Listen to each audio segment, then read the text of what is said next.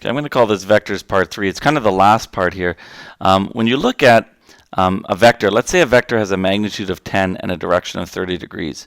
From this, I don't know where to draw it, but I know what it looks like. Okay, so if I'm going to just draw it from the origin and say from the origin, it has a length of 10. Okay, so that has a length of 10 and an angle going up like this of 30 degrees. Okay, from the positive x-axis. That's what I know about. Again, I don't know the location of it in the graph. Right now, I want to solve for what are called the component forms based on this.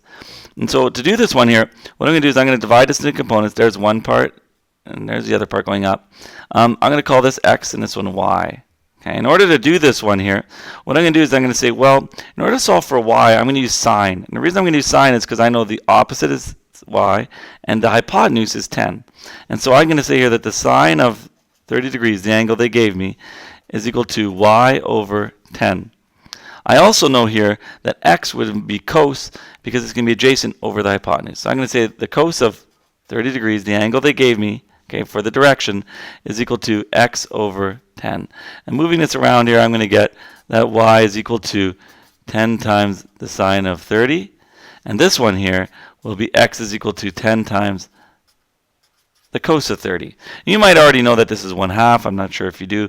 But you can solve these numbers now. I can solve for x and y. I'll do this right now. This one will end up giving me 5.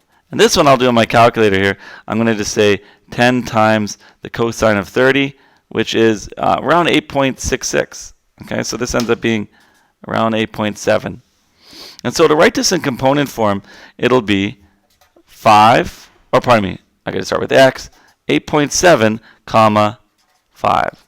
So this vector right here that I got at the beginning of the problem is 8.7 comma 5. I could have drawn this out because if I know that it's positive 8.7, I know a vector went somewhere in this direction of 8.7 and up by 5. And I get the result, which is the same shape. And that will get me 10 if I did some Pythagoras there. So you'd get the exact same thing. Okay, that's the first type to do this. Now, what if the angle ends up being something in like the second or third or fourth quadrant? You don't change any rules. Remember this.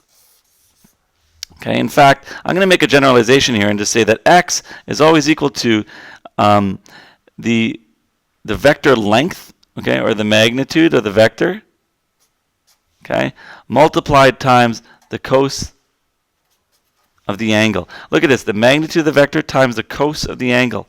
The y is always equal to the magnitude, okay, or the hypotenuse, times the sine of the angle.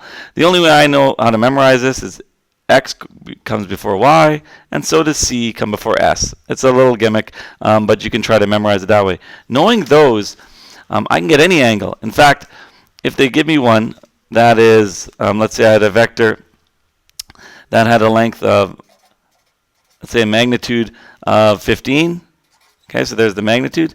But an angle or direction that's equal to, I'm going to make it 150 degrees. Okay, 150 degrees. This one, you might already be able to tell, is if I started it from the origin, again, we don't know, but 150 degrees is going to be somewhere in that direction. That's going to be 150. Okay, I know that because this is 180 and that's 90, so somewhere in between, that's going to be about 150 degrees. In order to figure this out, let's say I want to solve the components and solve what x and y is in the component form. I do the same thing. I'm going to say here that 15 times the cosine of 150 degrees, leave the angle, is going to be x. And y will equal 15 times the sine of 150. And so if I do this one here, 15 times the cosine of 150, okay, I get around negative 13. It's actually negative 12.999. I'm going to say that that's going to be negative 13, roughly. And the other one's going to be 15 times the sine of 150, and that ends up getting 7.5. You'll notice that this actually ends up being half of this value. And you might recall in the last example that sine of 30 is a half. Well, what the calculator is doing is it's actually secretly calculating out this angle, which you might guess is 30 degrees. Why? Because that's 180. But it knows that when you do 150 degrees, that you get a positive value for y, and it knows that you get a negative value for x. It already knows this, so you don't have to do anything with it. Just punch in the numbers that it gives you. And now I can write my component form as negative 13, comma, 7.5.